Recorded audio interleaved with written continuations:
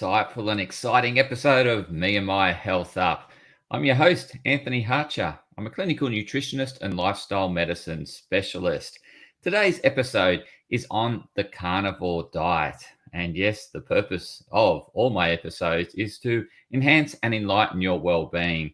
So the carnivore diet is certainly emerging as a really good alternative to other diets that are out there.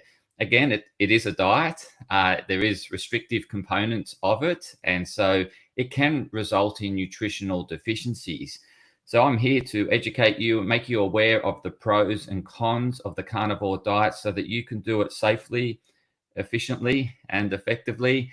It is certainly getting some press. There's plenty of news out there around the carnivore diet. Dr. Sean Baker is a heavily advocate, a big advocate for this diet, and he's out there publicizing it and influencing people on social media. And there's certainly many medical doctors, more the integrative medical doctors, so the ones that are very open to lifestyle and food as medicine, as opposed to just drugs and surgery. These doctors, these medical doctors, are also advocating the carnivore diet. So there's plenty of strong supportive evidence out there in terms of research. There is plenty of published literature on the effectiveness of the carnivore diet.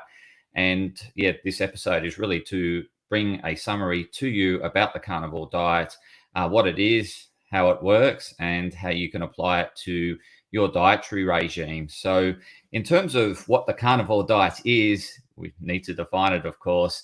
It is very much eating meat.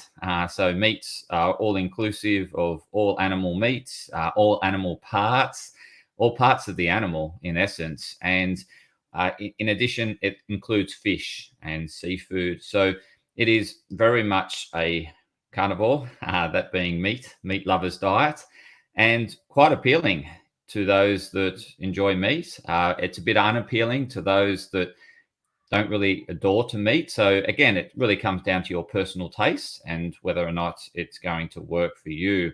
But certainly from a short-term perspective, there is huge benefits to adopting a carnivore diet.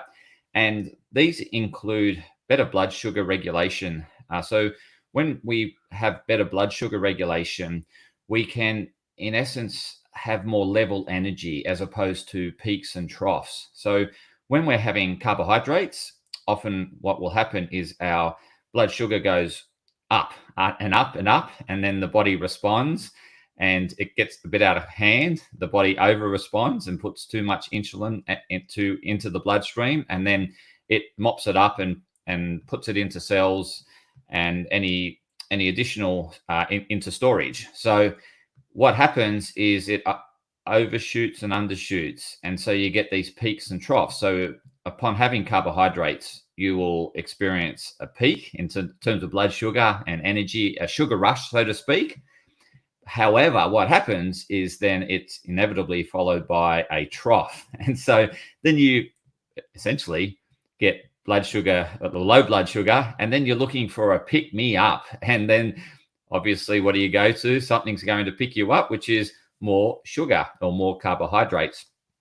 And so what can happen throughout the day is that you're constantly snacking because you're trying to cover for these peaks and troughs of energy, I guess, surges and energy undersurge or energy deficiency.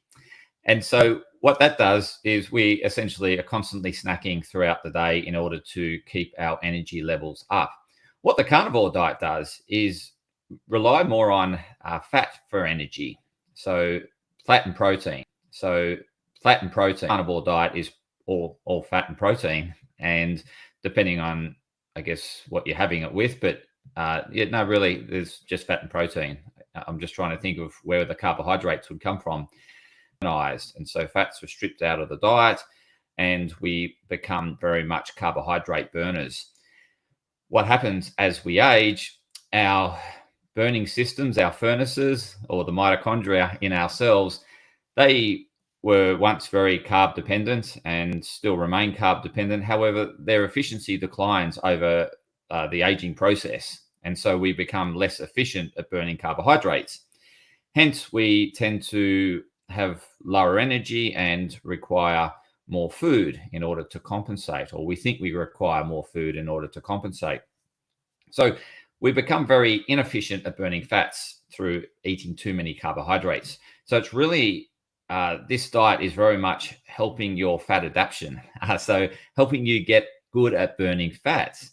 And what happens in this diet is when you get fat adaptive, is that when you're not eating, you're not consuming calories, then your body goes to your energy stores, which in this case will be fat.